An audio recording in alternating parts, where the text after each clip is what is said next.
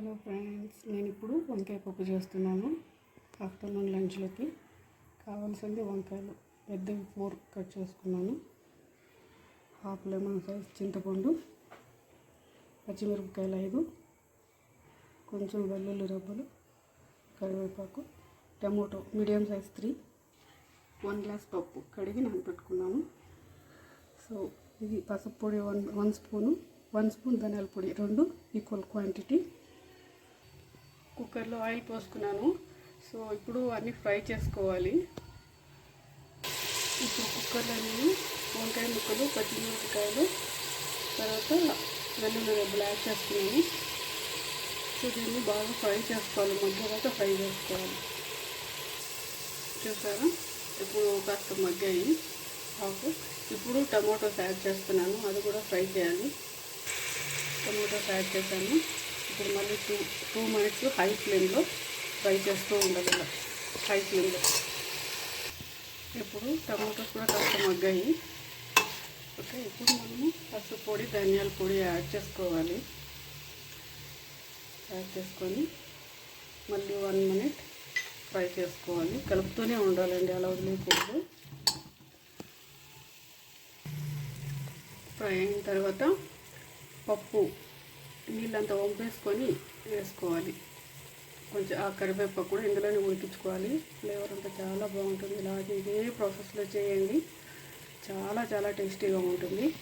So ఇప్పుడు 2.5 glass water add చేసుకొని 3 whistles పెట్టుకుంటే సరిపోతుంది.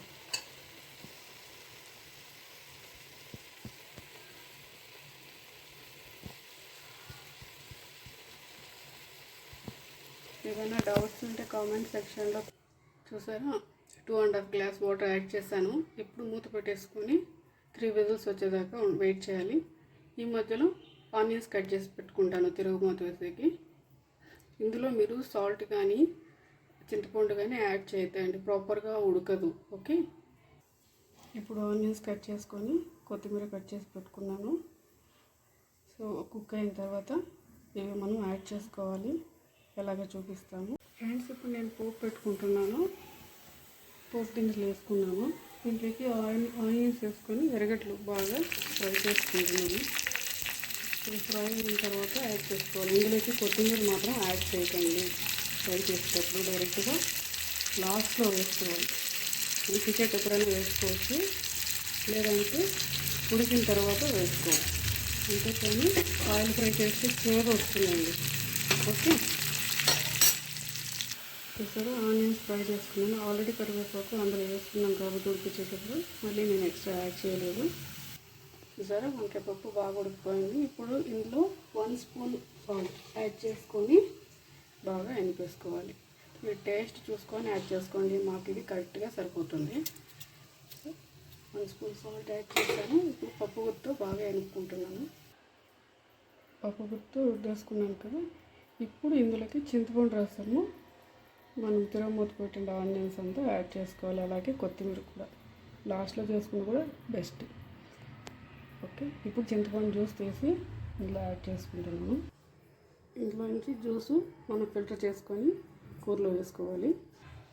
చూసారా, చింతపండు జ్యూసు పోపు పెట్టుకున్న ఆనియన్స్ అంతా బాగా మిక్స్ చేసుకోవాలి. దీన్ని ఒక 2 మినిట్స్ ఉడికించుకుంటే సరిపోతుంది.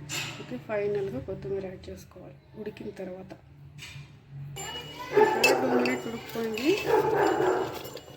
ఇంకా ఇప్పుడు కొత్తిమీర యాడ్ చేసి బాగా మిక్స్ చేసుకుంటాను.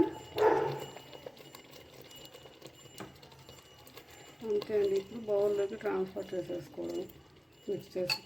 ఈ కన్సిస్టెన్సీ ఎప్పుడు పప్పు రెసిపీస్లో ఇట్లనే ఉండాలి. వంకాయ కూడా ముక్కలు ముక్కలుగా ఉంటే చాలు. ఇలా మరీ మెల్లగా చాలా పేస్ట్ లాగా చేసేసుకోకుండా అక్కడక్కడ వంకాయ ముక్కలు తగులుతూ ఉంటే చాలా బాగుంటుంది. ఇంతే అండి, వంకాయ పప్పు రెసిపీ మా ఇంట్లో చేసే విధానం చూపించాను.